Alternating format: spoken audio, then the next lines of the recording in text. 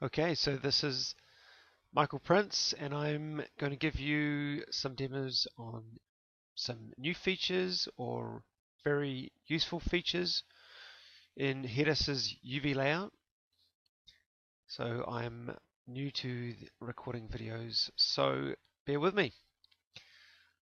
Okay, so we have got multiple planes here, and we're just going to look at UVs and see what they've currently got. Well, we can see that they currently have UVs, at least I can see if I can get this window to do what I want it to do. So we can see that it's got UVs there, but that's not what we want. So now that I've got UV layout running from the UV layout shelf, you press info, run UV layout, and for loading options via the plugin in Maya, if you want to create new UVs, you click new, and obviously if you want to work on existing UVs, keep it on edit. So we can just leave that window open and hit send mesh. Okay, so here we can see there are no UVs. We can't actually see any UVs. So in the edit space, what we can do is we just want to drop them all quickly. I mean, we can do it. We can, whoops, go back to edit space. Uh, we can drop them individually or just press D in the open and drag across. A lot of the features in UV layout are used by entering a hotkey in the open and then dragging the mouse, either click and drag across or right click drag bottom left top right. So you can see that here by if I press Shift D and click right mouse bottom left to top right. Actually, they don't have coordinates yet, so it's unable to send it back. So D and okay, I'm wrong about that. With this particular feature, with the drop options, it is the same for either dropping or undropping. Shift D or D. So yes, D to drop, and then in UV space, once you've got unit coordinates, you can press Shift D and drag across it. Anyway, so I've got the KB State keyboard and mouse input here, which is very useful for anybody who wants to get a good understanding of the hotkeys. And I work with hotkeys like all the time, and I'm quite fast. So if you need to pause or rewind, you can just observe the keys that I'm using there. And so what I want to do is show you guys how to set the size of the UVs that you want other UVs to be scaled to.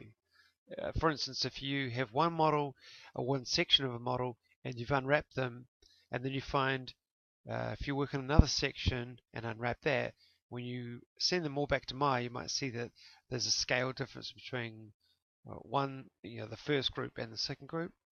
So a good way to show you, well, how to show you this option that you can see down here, the greenBalance option here, you'll only find this option if you go into the advanced, if you go about UV layout and you go to the preferences and go down to the GUI, so graphical user interface, and click on show all GUI controls. If this isn't on, you won't have this option. I guess this is what Hedis would consider an advanced option, so that would be why it's sort of tucked away in the preferences. So very quickly, I can do this numerically. By the way, this is a beta version of UV layout. So here you can see the scale tools have been changed. So these are based on existing UV tool plugins for Maya that are around. I can't send you to any particular ones online because they're just ones that we use at Double Negative. So for instance, I can just change the scale here to 2, and I've just a quick demo of this tool here. You can send your meshes across a UDIM quickly and diagonally, which is great if you're packing assets over multiple tiles. Obviously that works with multiple selections as well. I'll go into that in more detail in another demo. So if you've got an asset here, or sorry, a shell, and it's scaled up, say for instance you unwrap this plane on its own, let's say it was like approximately 1 Newton worth, and all of these others, although in 3D space they're all identical sizes. Let's say that I told it to unwrap and pack it to an entire UDIM, and these ones here I just told it to pack and scale them to 1 UDIM. So if I want to now set this one to be the which is called like the what do they call it, the like a local color, which is this sort of light green color. So if I select this one here and run the greenBalance, you'll see that this now has that light green color, and it is proportionately scaled with this the shader. Here you see the stretch and squash with the blue and red colors. Just to quickly demo for those who aren't familiar with UVlayout. Actually, you have to go the other way for this. So there you go. If you've got a stretched, proportionately stretched UV or shell, it'll be blue. And if you have one that is smaller than the average, it'll be red. So the deal is, once you've actually set your color balance, your greenBalance to this shell here, you use the rescale and button to force all the others to be the same scale as the predefined one. Now I'm just going to undo that. If you run the U, it will stretch all of those to fit this scale in horizontal, and then you generally don't want to do that. I think if you're in games or if you're using hair strands and so on, you might want to use that option, but typically just use the and then you can just quickly pack that all to 1 UDIM.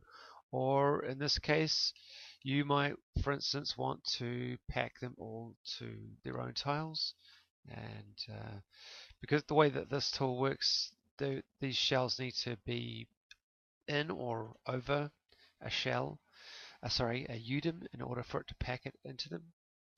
And obviously that's pretty sloppy, that you wouldn't find an actual asset that would be packed that way. Well, I mean, I don't know, it depends which studio you work for. And there you go. Now they've all got proportional UVs. You can see there. So just quickly again, if I want to change this, the scale of this, and I say let's go 0.25 and scale this one down. Now I can just choose one of these.